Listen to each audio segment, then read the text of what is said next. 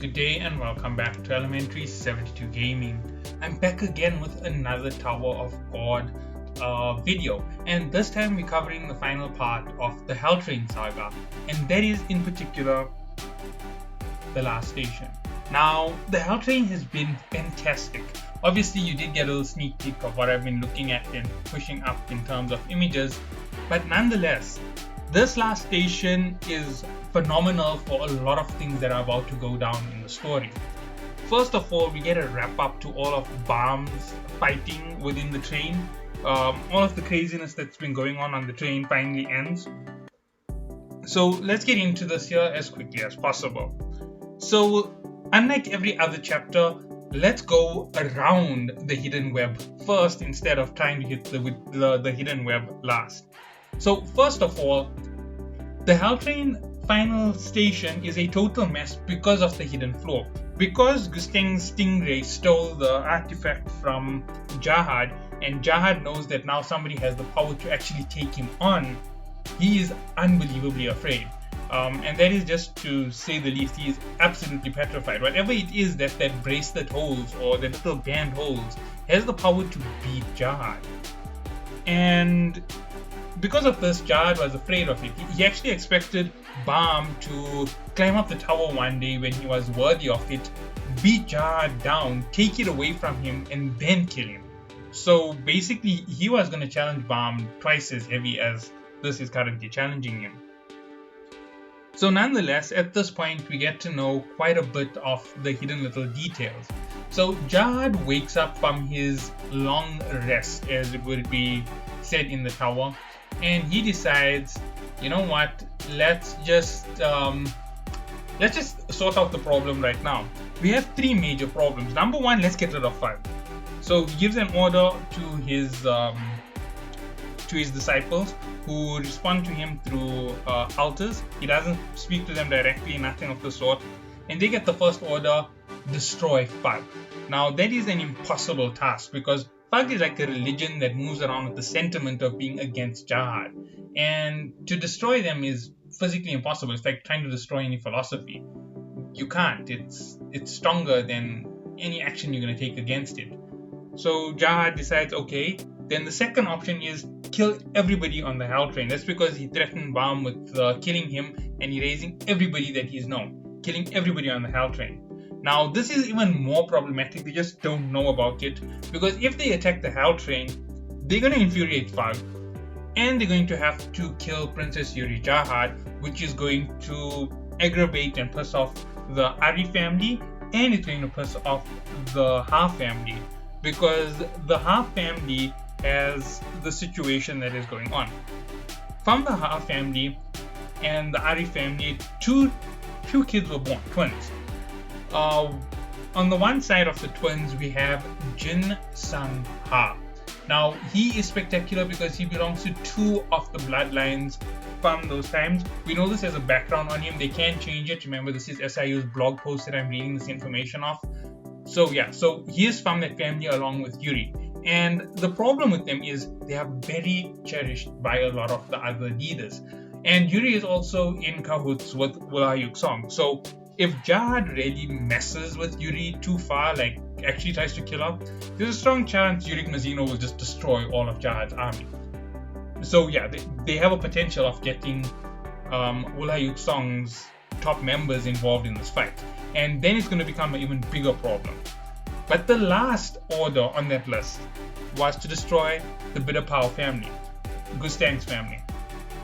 And here is where an even worse situation comes up. If you go and you face off against Gusteng's family, Gusteng is going to breach away.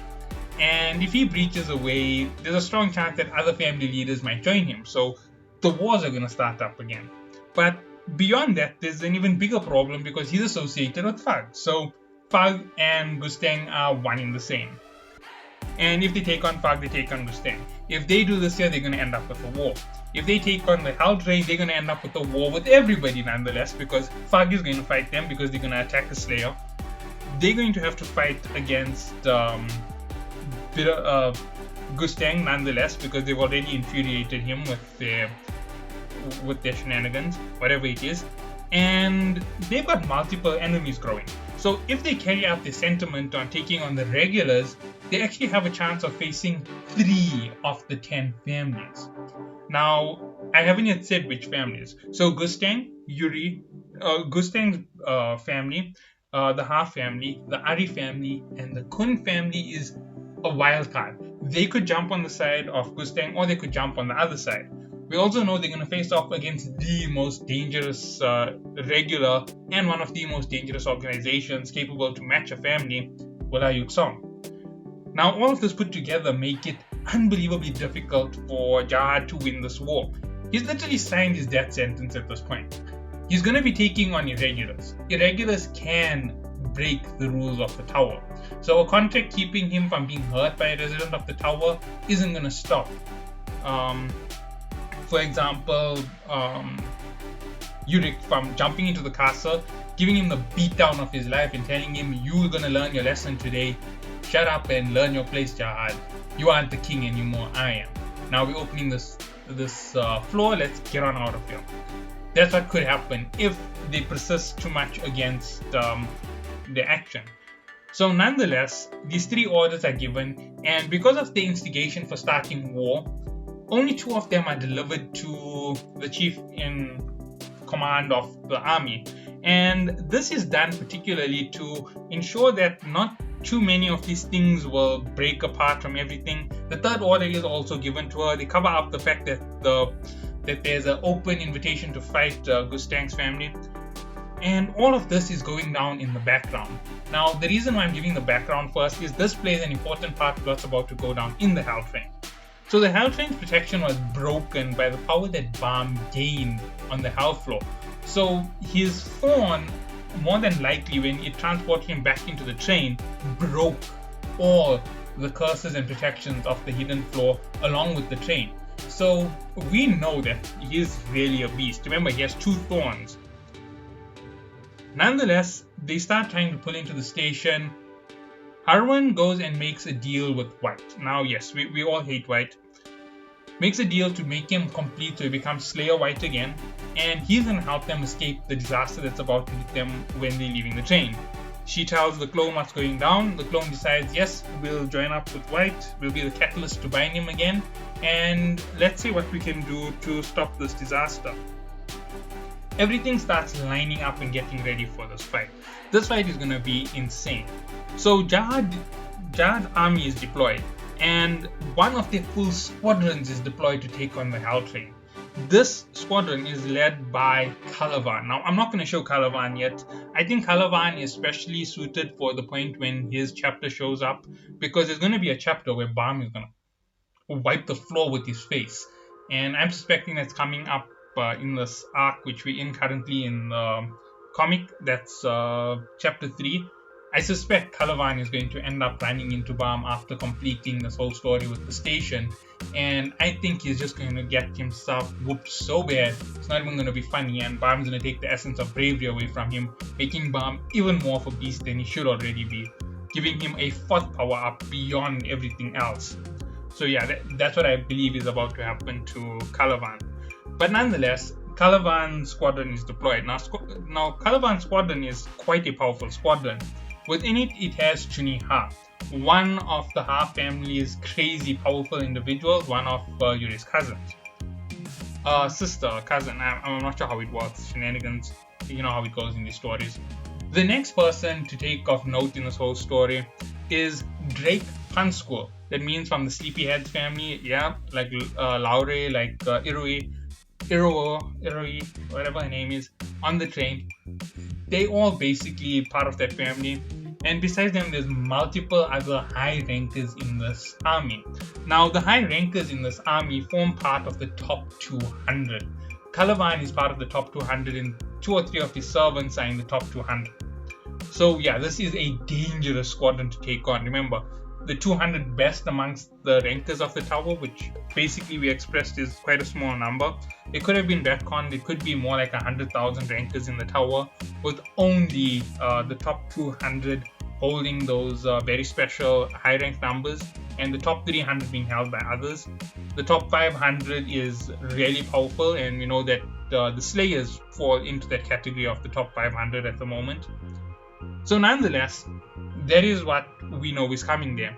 They also have Dorian Frog, one of the high rankers from the army as well. Uses an ancient divine sea fish frog, and that sea fish is quite powerful as well. So nonetheless, this is everything that we know. So the train starts rolling in, and as it rolls in, we get this massive shot of rankers interfering with the train that they're not allowed to interfere with. Now, we know that rankers can attack the train. We just know they can't board the train. So they don't know that the rules are devoid on the train because of something that happened. And they decide they're going to jump on the train. They decide they're not going to jump on the train, but they're going to use regulars. Now, here's something to note.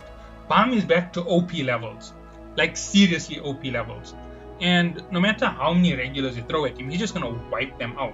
They can be an A rank team, a B rank team. He's just going to slaughter them like a bunch of little kids. So yeah, that's what they're about to face off against in the form of Bam. They've also got Enderossi, another powerhouse of a powerhouse. She's a princess. She's most probably equal to at least B rank regular on her own. So C rank and B rank regulars aren't really going to be a problem because they have her to fight. And Jahad basically called in a number of regulars to interfere with them in case they get on the station somehow. So they've covered their backs basically. They've said, there's a possibility. We don't know what they might have up their sleeves, so let's prepare a backup plan. And nonetheless, this is where the final station really kicks off into fighting. Dorian Frog uses a slime assault to stop them. One of the other rankers, some slime man, he also covers the doors to the station. One of the regulars, the Curse Levy or whatever his name is, he goes and he wipes out all the regulars in the station to close the dock because they didn't close the dock by force. And the train starts pulling in because it's pulling in several days early. And everything on the train is now in chaos. Now the train is stopped, White is released. White starts fighting Dorian Frog. The slime that is holding onto the station is released. The train starts moving again. Other rankers start slowing the train down and stopping it again with other powers through the lighthouse. And White just keeps slaying people again. White being White. At this point, the train starts moving closer and closer. They deploy one or two more strategies, opening doors, and out comes Yuri and Karaka. At this point, Yuri is fighting Karaka again, and she's wiping out rankers from Jahad's army when they get in her way because she's already told them back off. Now, Yuri is the master of the 13-month series, so they have to bow and show respect to her when they see her. Plus, she is the reason why they have the excuse to attack the train because of the Fug Slayers. And they've twisted the story that the regulars were in cahoots with Fug and they walked around the train however they wanted to and did as they pleased. So they committed a major crime, that's why they're punishing them with a squadron from Jahad, which is absolute nonsense, right? Anybody can tell it's nonsense. So nonetheless, they deploy, they're fighting, and this is something which is going to get even bigger. And they're fighting, and they're literally slaying up everything on this particular route into the station.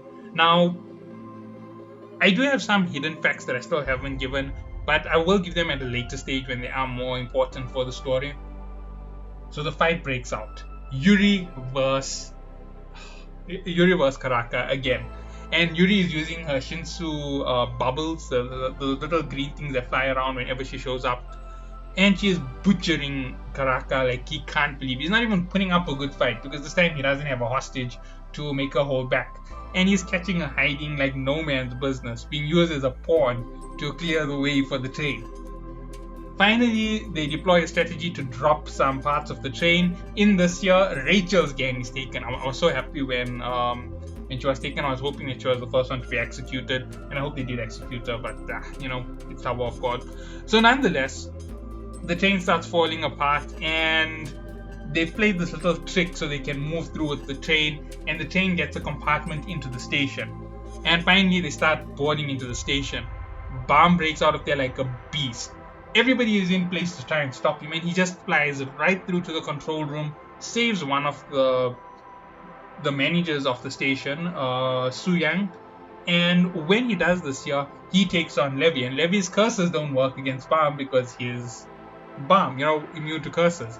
And he just breaks it effortlessly, and he just hits this guy so badly that he's like reeling from how badly beaten he's been. And he keeps following Balm around like a little stalker after this, trying to figure out what he's going to do against him. He needs to find a way to beat this guy. It's crazy, it's unstoppable. But nonetheless, Enda Rossi ends up taking on all the other regulars, and then finally she runs into Balm and she kicks him straight in the face. It's obviously a throwback to Yuri's reaction to Balm when he did things. And the second manager of the station, who is against them being on there, who's Suyang's brother, shows up and he starts complaining about it, and he thanks them for saving his sister. And then Harwin shows up and he's just like totally infatuated with Harwin, and Enda Rossi shows a bit of jealousy. Like, she's also there, she's beautiful, how can he ignore her? But nonetheless, all this goes down and bam!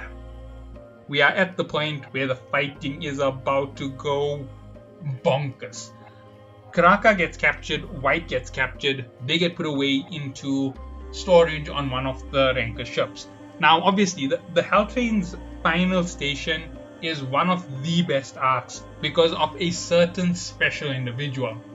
And I'm just going to touch on it right now. Han Sang-yu has been called out for what he did with Balm, right? So the Jahad family has sent elimination crew to go kill him. And when they get there, they end up being stopped by the absolute beast of the story, Evan Cal. Now, I'm not calling her an absolute beast because he used to be a he and now he is a she. That was retconned in the story. So I'm going to count with this here. It's also been retconned with the fact that a dossier was given on Evan Cal. So nonetheless, SIU changed it around. I don't know why, but it's cool. I actually prefer being a lady because her being as bad as she is shows something spectacular to the tower. Obviously, there's Yurin Ha, the leader of the Ha family. She's also going to be crazy powerful, and I'm hoping that she sides with Balm. And I hope they go and they have a couple of adventures together at some point in the story. But nonetheless, let's keep going with what happens here with Evan Cal. So Evan Cal ends up saving Han Sang-yu.